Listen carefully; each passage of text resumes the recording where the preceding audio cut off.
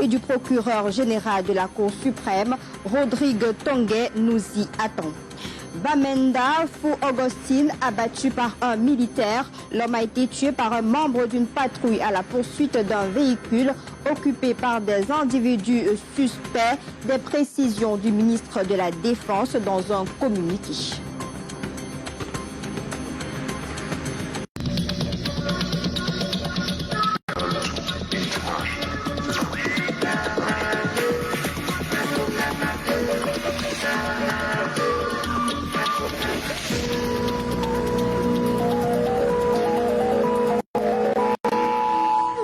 Bienvenue à cette édition de la mi-journée sur Canal 2 International. C'est un jour spécial pour le Cameroun avec cette rentrée judiciaire qui a lieu en ce moment même à Yaoundé où nous irons tout à l'heure retrouver Rodrigue Tonguet. Le temps pour nous de parler de cet homme qui a été abattu hier dans l'enceinte d'une formation sanitaire à Bamenda dans la région du Nord-Ouest. Selon les témoignages, les militaires étaient à l'assaut des sécessionnistes à bord d'un véhicule. Les occupants du dit véhicule sont vite entrés se réfugier à l'hôpital catholique Saint-Mary Soledad Health Center où les militaires les ont poursuivis et ont ouvert le feu. Et en rapport donc à cette actualité, ce communiqué du ministre de la Défense. Un incident avec mort d'homme est survenu ce jour vers 10h au lieu dit Saint-Mary Catholic Hospital à Mankon dans la ville de Bamenda, département de la Meusam, région du Nord-Ouest.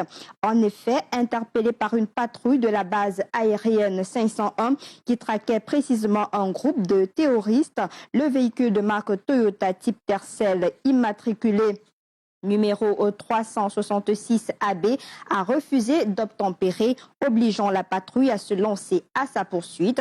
Après une poursuite sur la voie publique, le véhicule suspect va changer de cap malgré les sommations d'usage avant de tenter une planque dans le parking du Saint-Mary Catholic Hospital, au lieu où un soldat ouvrira le feu en violation des règles d'engagement. Le nommé Fou Augustine, né le 1er février 1976 à Bafou, sera mortellement atteint et le corps transporté à la morgue de l'hôpital régional de Bamenda. Le soldat auteur des coups de feu a été immédiatement mis aux arrêts à la compagnie de gendarmerie de Bamenda et une enquête est ouverte. Le communiqué est signé donc de Joseph Beti Assoman, le ministre en charge de la Défense au Cameroun. Et puis ce fait de société, 4500 litres de gazole de la contrebande dans les filets de la gendarmerie à Tibati. Nous sommes là dans la région de l'Adamawa. La cargaison à destination du marché intérieur a été siphonnée des soutes d'une société de BTP de la place. Cette pratique dure depuis des mois. Des précisions avec Eric Ngeli. Une filature qui livre une grosse prise de contrebande.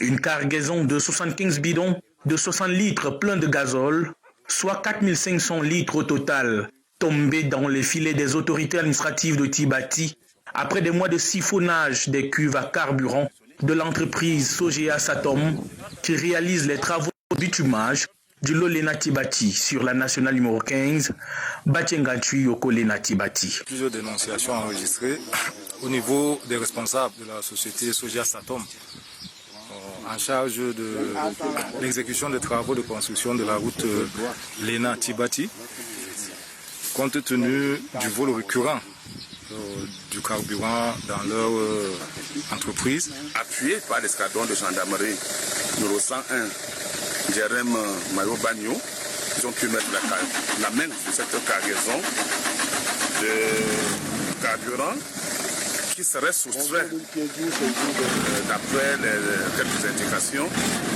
des soutes des voitures d'entreprise Sogea Satom. L'entreprise se depuis des mois de ce vol de carburant et plusieurs employés ont fait l'objet d'enquêtes, noyés dans un trafic qui crée des pertes énormes. Pendant la filature, le chauffeur du camion s'est toutefois dérobé du regard des Pandores et a pris la fuite. Nous avons le camion, nous avons le dossier du véhicule. Il a oublié aussi son téléphone. Bonjour, il va nous permettre de rentrer les faits et de trouver les porteurs de ces armes. La cargaison a été conduite à la préfecture pour restitution ultérieure à qui de droit. Je l'annonçais dès l'entame de ce journal. C'est un jour spécial pour le Cameroun avec cette rentrée judiciaire 2020. Le cap est fixé pour ce qui est de la justice au Cameroun et on va aller immédiatement retrouver Rodrigue Tonguet aux côtés des magistrats de haut vol pour la cérémonie d'ouverture de ce matin. Rodrigue, bonjour.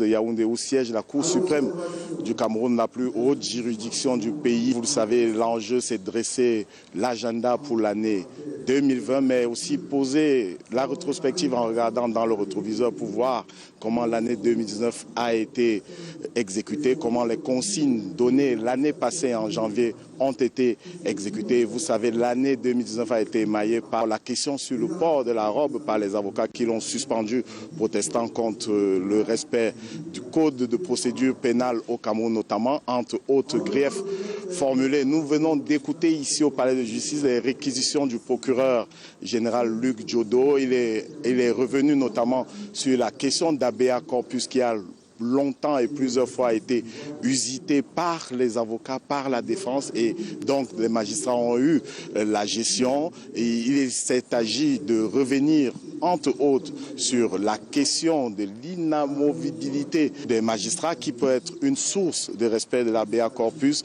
Sur la question de l'habeas corpus qui préoccupe les avocats, je voudrais qu'on aille vers un avocat au barreau du Cameroun qui nous indique quelles sont les préoccupations pour le corps de l'avocature en matière d'habeas corpus sur lequel est revenu le procureur général de la Cour suprême ce matin.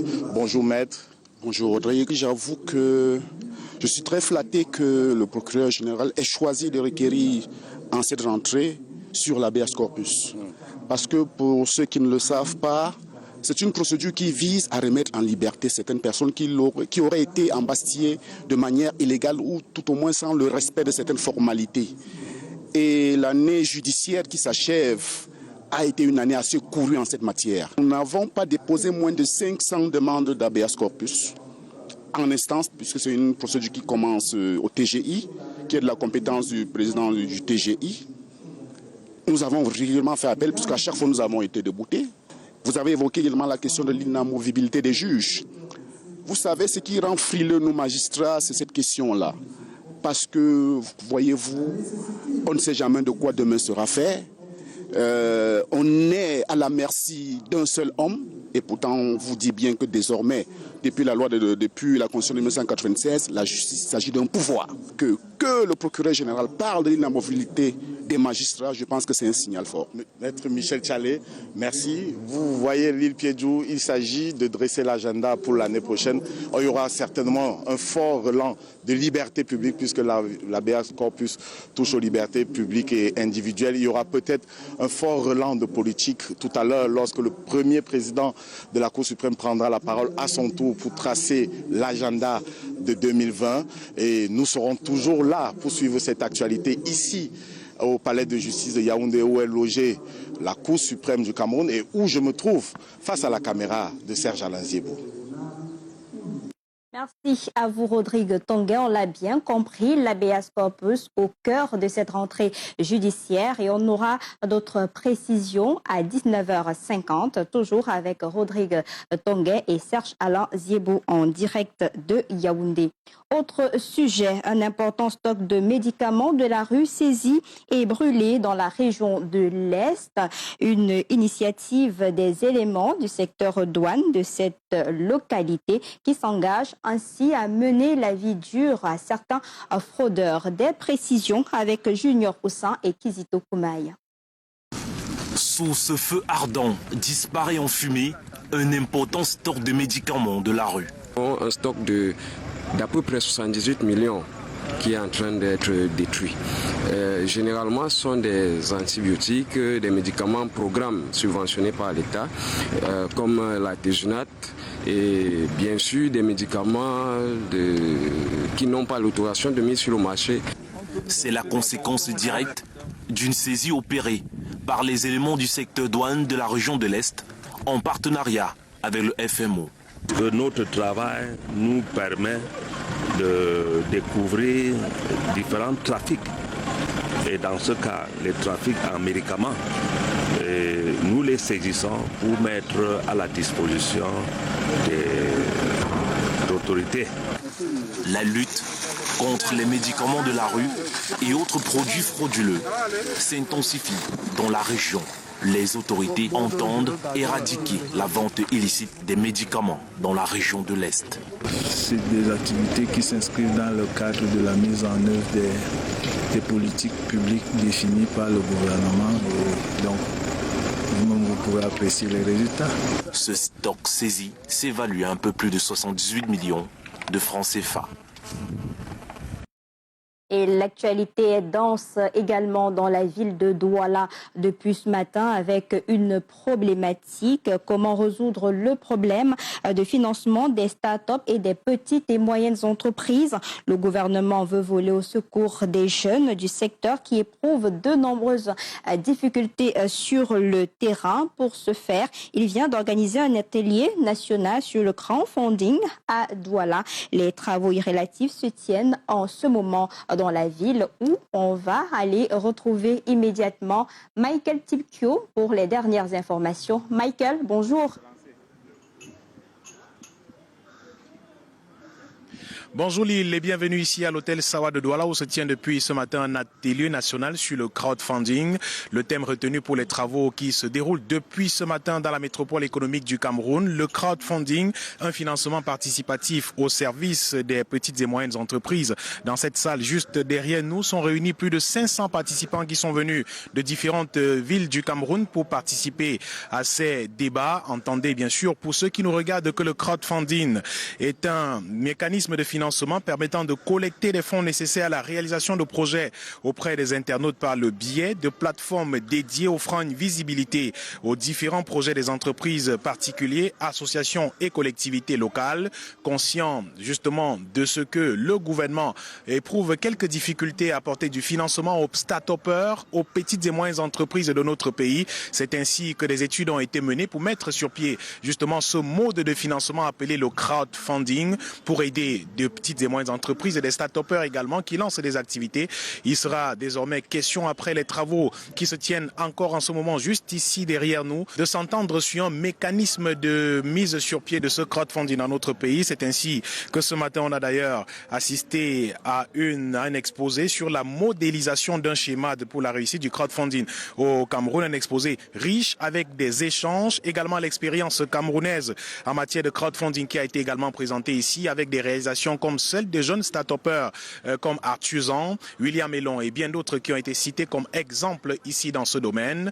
Les travaux sont en arrêt en ce moment pour une pause et tout à l'heure, la suite sera avec des travaux en atelier et la fin de cet atelier national est prévue cet après-midi autour de 17h. Ici l'hôtel Sawal de Douala, Michael Tipkio et Emmanuel Bivika pour Canal 2 International.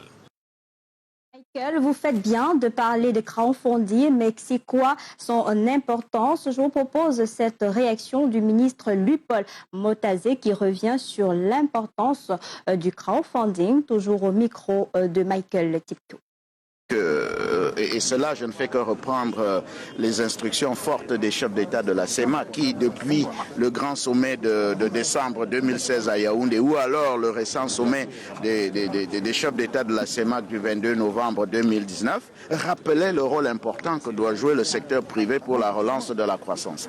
Le seul problème, c'est que généralement, quand on parle de secteur privé, on voit les grandes entreprises. Il n'y a pas que les grandes entreprises, il y a les PME, il y a les start-up qui ont d'ailleurs un rôle important parce que nous le savons, les PME, la création des emplois se fait beaucoup par les PME. Mais le problème qui est le problème de nos économies, c'est toujours celui de la possibilité qui est offerte aux PME d'accéder au crédit.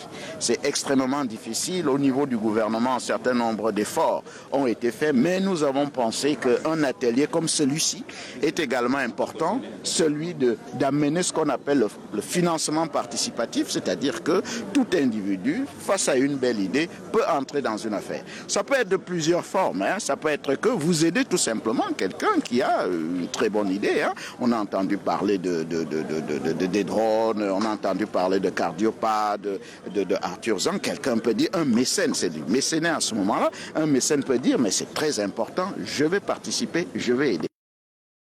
Et non loin se tiennent les travaux du comité régional d'origine de la commission de la CEMAC. L'ambition est de porter le nombre de produits labellisés CEMAC à au moins 1000 d'ici décembre 2020. À ce jour, à peine 322 produits sont agréés au tarif général CEMAC pour 35 entreprises, toutes au Cameroun. Et lors des travaux de Douala qui vont durer pratiquement 4 jours, le comité régional d'origine table sur 304 produits, dont 210 présentés par le Cameroun, 70 par le Gabon, 14 par la République centrafricaine, 6 par la Guinée équatoriale et 4 par le Congo. Et à ce sujet, je vous propose d'écouter le professeur Daniel Ona-Ondo, c'est le président de la commission de la CEMAC. Il est au micro de Marius Sokoso.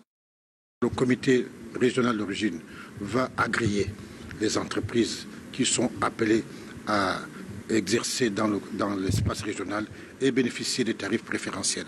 Pour nous, c'est une avancée considérable parce que maintenant les producteurs, les industriels qui sont en Afrique centrale peuvent bénéficier d'un marché qui fait plus de 50 millions d'habitants et peut-être plus tard aller dans la configuration CEMAC à 180 millions d'habitants et pourquoi pas, comme on est dans le cas des ELECAF, aller beaucoup plus loin.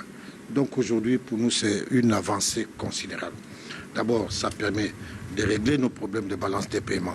Nos pays ont des balances de paiement déficitaires parce qu'on ne vend pas souvent entre nous.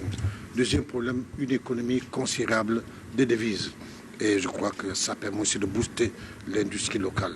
Donc, même créer des emplois, puisque les industriels ayant un marché vont créer des emplois pour nos pays. Donc, aujourd'hui, c'est une étape considérable. Je voudrais remercier le commissaire qui a tenu ce dossier de bout en bout, remercier les entreprises qui se sont mis à l'exercice et remercier tous les collaborateurs qui sont venus à faire cet exercice.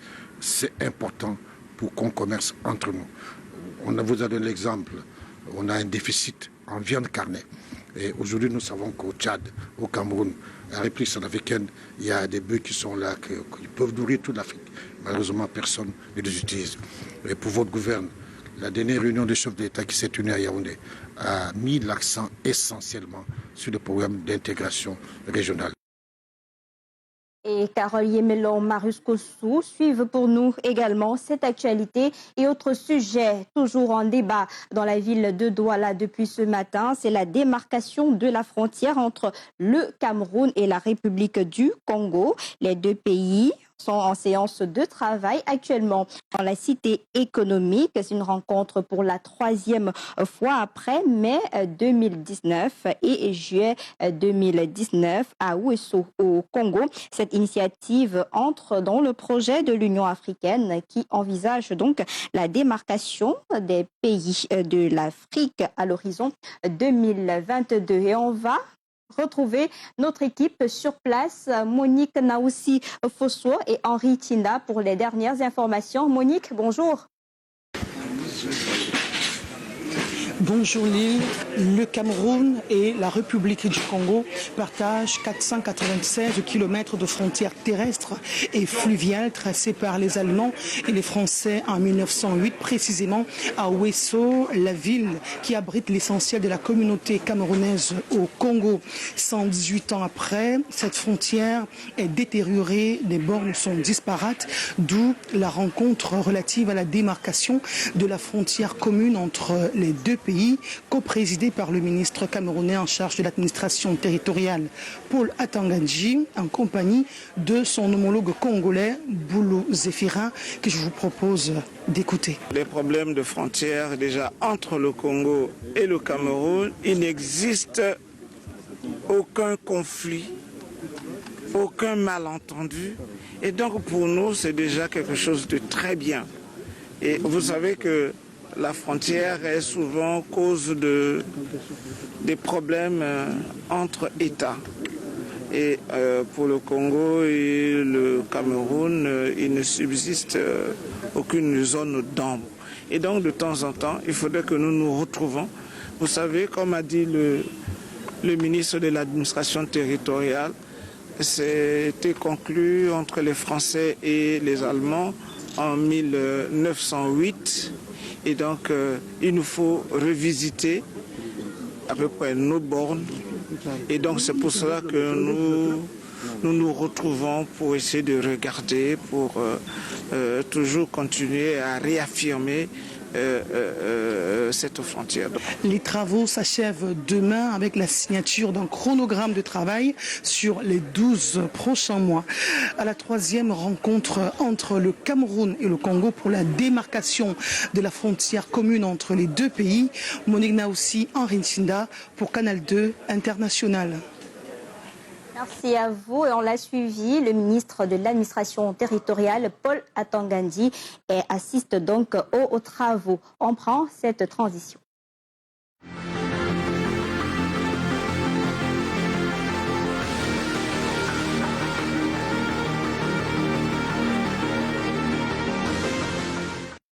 L'actualité en politique, c'est toujours sécession de plein droit dans les différentes antennes communales au Cameroun. Dans l'Adamawa, précisément dans la commune de Belel, le nouveau maire est connu. Son visage dans cet élément réalisé par Eric Ngeli. 4 mois d'aéré de salaire pour le personnel de la commune de Belel dans l'Adamawa. Dossier urgent qui attend Aboubakar Abo qui rempile à la tête de la mairie.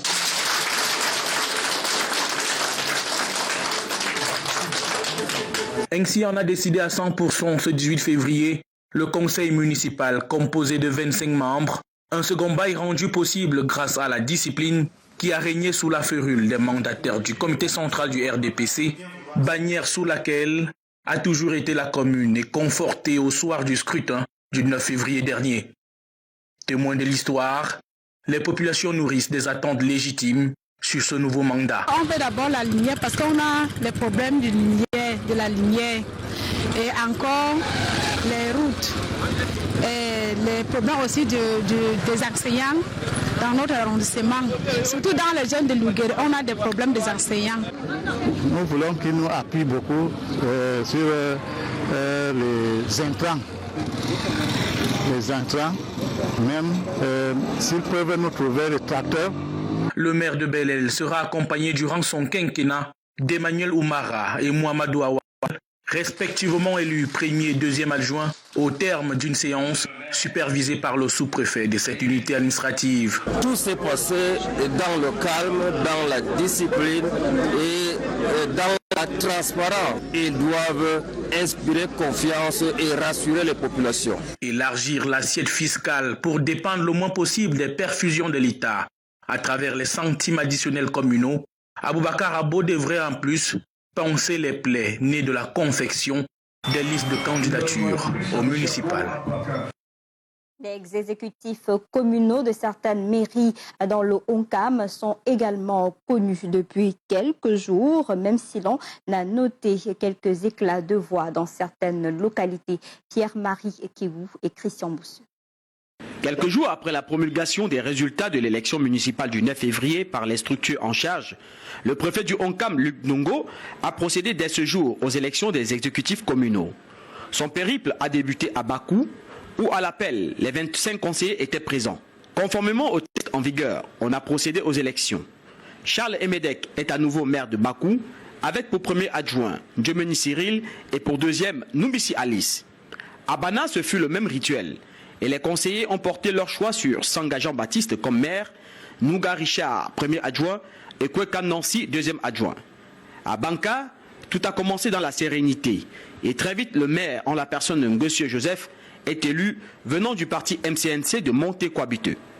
Les choses vont se corser à l'élection des premiers et deuxièmes adjoints, où certains conseillers du parti majoritaire MCNC vont contester la discipline du parti et se présenter. Pendant de longues minutes, il y aura des éclats de voix. Je répète bien que je refuse la dernière investiture. Elle est frauduleuse. Monsieur le maire n'est pas parti. Et monsieur le maire aussi est Le préfet, après avoir rétabli l'ordre, va procéder à l'élection qui verra la liste dissidente passer avec comme premier adjoint Wessilesi Alphonse et deuxième Epanda Nyambe. Le nouveau maire de Banka a livré ses premières impressions. Et je pense que nous allons tous nous mettre au service de notre arrondissement. Au cours de cette session, Françoise Peuné, candidate malheureuse RDPC au poste de maire à Banka, n'a pas manqué de pointer du doigt certains camarades du parti. Même le RDPC a voté contre son propre parti. C'est ça qui m'a vraiment étonné. C'est dans cette ambiance tendue que ces premières élections se sont déroulées dans le Honkam.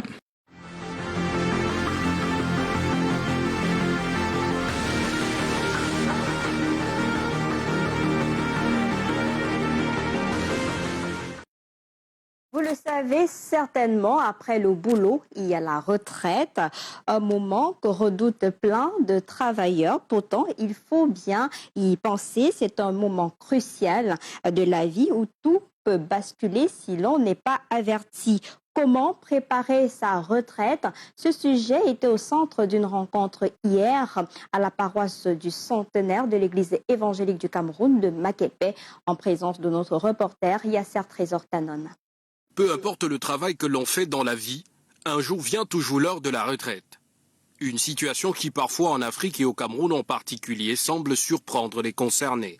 Issue une conférence de presse à la paroisse du cinquantenaire de l'église évangélique du Cameroun à Makepe dans l'arrondissement de Douala 5e. Les membres sont édifiés sur comment préparer sa retraite. Les gens vont à la retraite à 60-65 ans.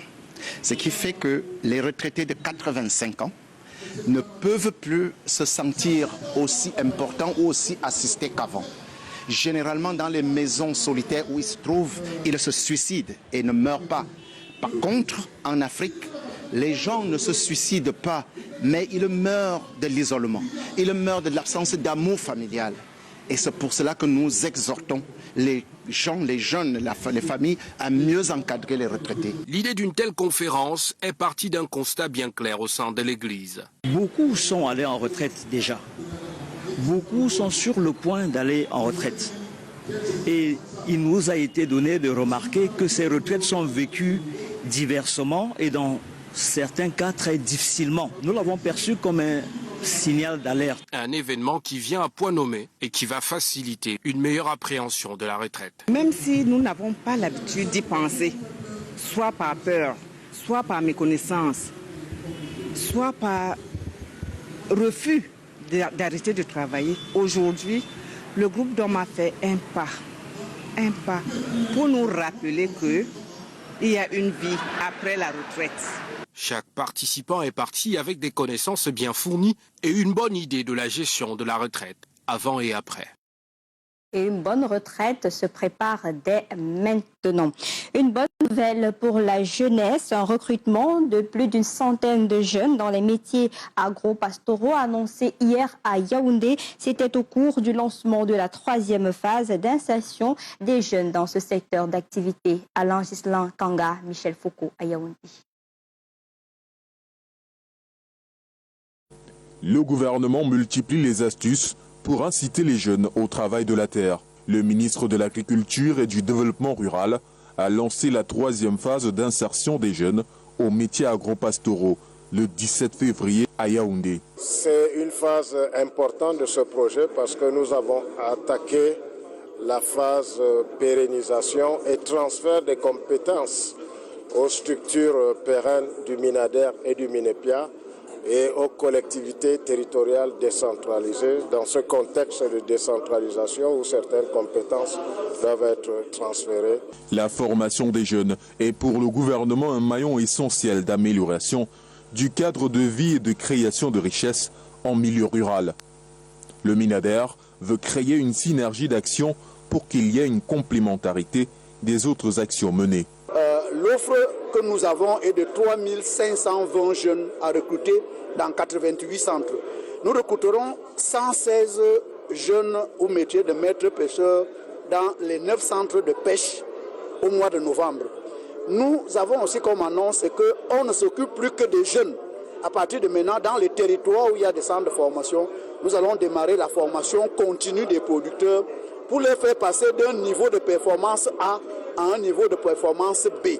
114 bassins de production enrôlent 1500 jeunes autour de 15 filières stratégiques, dont 9 filières végétales et 6 animales. Et puisqu'on parle d'emploi, le ministère de l'Emploi et de la Formation professionnelle veut booster les emplois sur les chantiers des projets structurants au Cameroun, notamment le projet Nactigal. Le maître d'ouvrage a été sensibilisé sur la question en présence du ministre de l'Emploi et de la Formation professionnelle. Karel Mezatia Choya et Constant Kamga pour le reportage. Parmi les retombées du projet de construction et d'aménagement de Nactigal, il y a la création des emplois, surtout en faveur des jeunes Camerounais. Mais sur le terrain, ce n'est pas toujours le cas. Les entreprises font très souvent la part belle aux expatriés. Pour attirer l'attention des principaux concernés, notamment la société Nactigal Hydropower Company, maître d'ouvrage, le gouvernement, à travers le ministère de l'Emploi et de la Formation professionnelle, a eu une séance de travail ce 19 février à Yaoundé avec les responsables de cette entreprise. Nous avons donc décidé de mettre en application la politique nationale de l'emploi, celle qui consiste évidemment à aller vers le patronat, vers ceux-là qui ont vocation et mission à recruter, pour rappeler l'exigence, l'impérieuse nécessité de respecter les clauses conclues avec le gouvernement, mais surtout, dans le cadre donc du recrutement, de faire en sorte que disparaisse l'opacité. Cette année, le chef de l'État a annoncé qu'on a recruté un peu plus de 500, en vérité beaucoup plus. Nous luttons donc contre l'opacité. Nous rappelons donc à ces entreprises donc, que nous sommes un partenaire utile.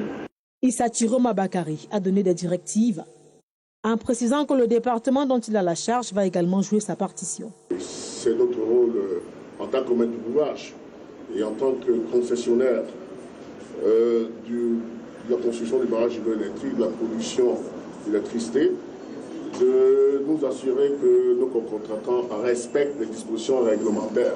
Le travail qui a commencé aujourd'hui sera effectué dans pratiquement tous les projets structurants